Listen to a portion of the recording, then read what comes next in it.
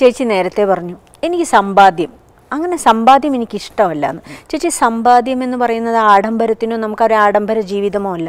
നമുക്ക് ഒരു ബുദ്ധിമുട്ട് വരുമ്പോൾ ഇത് പറഞ്ഞ പോലെ ഒരു മരുന്ന് വാങ്ങിക്കാൻ അല്ലെങ്കിൽ ഒരു കരുതൽ, നമ്മുടെ മുന്നിട്ട് ഇനിയുള്ള ജീവിതത്തിലേക്ക് ഉള്ള ഒരു കരുതൽ. എന്തുകൊണ്ടാണ് ചേച്ചിക്ക് അങ്ങനെ ഒരു സമ്പാദ്യം ഇഷ്ടമല്ല എന്ന് പറയാൻ കാരണം? എല്ലാം തന്ന് ഓരോരോ കാലഘട്ടങ്ങളിൽ അനുഭവിച്ച ദുഃഖത്തിൽ നിന്നെല്ലാം മാറ്റി മാറ്റി ഇന്ന് ഇതുപോലെ കൊണ്ടുപോകണ ഒരു ശക്തിയുണ്ട്. ആ ശക്തി ഇനി എന്നെ നടത്തുമെന്ന് എനിക്കൊരു വിശ്വാസം തോന്നി.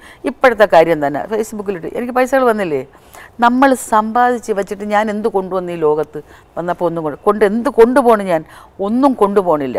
എനിക്കത് അങ്ങനെ എൻ്റെ മനസ്സിൽ ഉറച്ച ഒരു തീരുമാനമാണ്. ജാതി മതം എനിക്കിഷ്ടമല്ല, എനിക്കങ്ങനെയുള്ള ഒന്നും ഇഷ്ടമല്ല. എനിക്കിങ്ങനെ നേരെ പോകണം.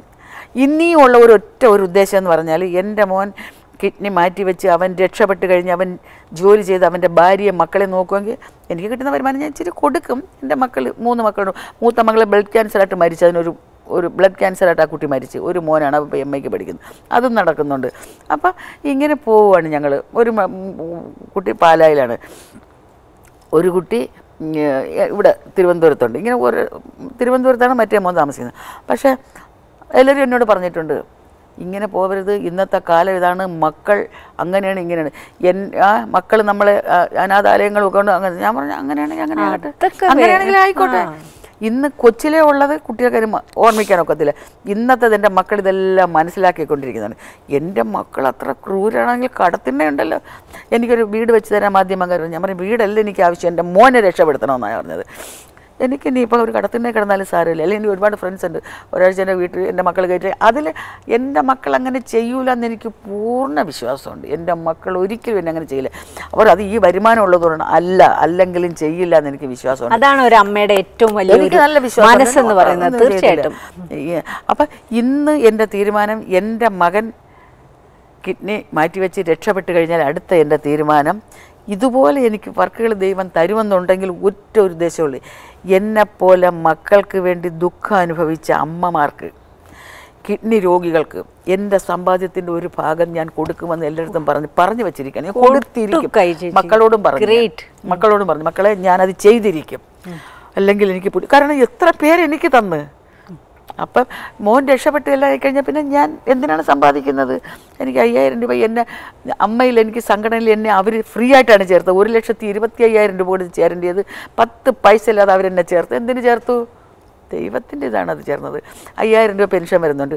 ക്ഷേമനിധിയിൽ നിന്ന് 3000 രൂപ, 8000 രൂപ മതി എനിക്ക് പെൻഷൻ. എനിക്ക് ബാങ്കിൽ വാരി കൂട്ടണ്ട.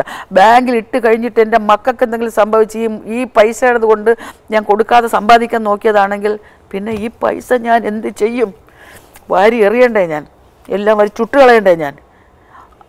അത് ഞാൻ ചെയ്യാൻ എനിക്ക് താല്പര്യമില്ല. ഇത്രയും നല്ല മനസ്സുള്ള ഒരു അമ്മയെ ഒരിക്കലും അല്ല, അമ്മമാരുടെ മനസ്സ് അങ്ങനെ തന്നെയാണ്. ചേച്ചിക്ക് എന്നും നല്ലതേ വരുള്ളൂ. അങ്ങനെ ഓർത്ത് പേടിക്കണ്ട. അതല്ല ഞാൻ ചേച്ചി എന്തുകൊണ്ടാണ് സമ്പാദ്യം ഇഷ്ടമല്ല എന്ന് പറയാനുള്ള കാര്യം എന്നാണ് എനിക്കതങ്ങനെ സമ്പാദ്യം. ഇപ്പോഴും ഈ മോൻ ഇരിക്കുമ്പോൾ മോൻ പറയും, മമ്മി അയ്യോ പപ്പയെ പോലെ ഇരിക്കുന്നു മമ്മി, നമുക്ക് ചായ കുടിക്കുക 100 രൂപ കൊടു. ഈ കഷ്ടതയിലും പറയും അവൻ. ആര് പോയാലും ശരി അവൻ്റെ പൈസ ഉണ്ടെങ്കിൽ അവൻ കൊടുത്തിരിക്കും. ഞാനതുപോലെ തന്നെ അച്ഛനും അമ്മയില്ലാത്ത പാവപ്പെട്ട പെൺപിള്ളേർ എനിക്ക് എൻ്റെ വ്യക്തമായിട്ട് അറിയാവുന്നവർ, അമ്മൂമ്മയായിരിക്കും ചിലപ്പോൾ ഓല വലിച്ചും കൊണ്ട് പോയി മെടഞ്ഞ് വിറ്റ് ജീവിക്കുന്നവർ, അങ്ങനെയുള്ള 4-5-6-7 പേർക്ക് ഞാൻ 5000 രൂപ വെച്ച് ഞാൻ കൊടുത്തതിൻ്റെ ഇടയിൽ. ഞാൻ അങ്ങനെ ചെയ്യും. ഇനിയും ചെയ്യാൻ തന്നെയാണ് എനിക്ക് താല്പര്യം. കാരണം അതും കൂടെ ഉണ്ടെങ്കിൽ എനിക്കങ്ങ് ചിലവാക്കാം. പക്ഷെ അതില്ലെന്ന് വെച്ചാൽ എനിക്ക് നഷ്ടവും ഉണ്ടായില്ല. അവർക്ക് 5000 ഓരോരുത്തരെ കിട്ടിയവർക്ക് അവർ ദൈവത്തെ പ്രാർത്ഥിക്കുമ്പോൾ അതെനിക്ക്. അപ്പോൾ ഒരാൾക്ക് ഒരു 5000 രൂപ കൊടുത്താൽ പിറ്റേന്ന് 25,000 രൂപ എനിക്ക് അഡ്വാൻസ് അക്കൗണ്ടിൽ വരുന്നുണ്ട്. ഒരു സിനിമ അപ്പോഴും വന്നിരിക്കും. ഞാൻ അങ്ങനെ വിശ്വസിക്കുന്ന ഒരു സ്ത്രീയാണ്.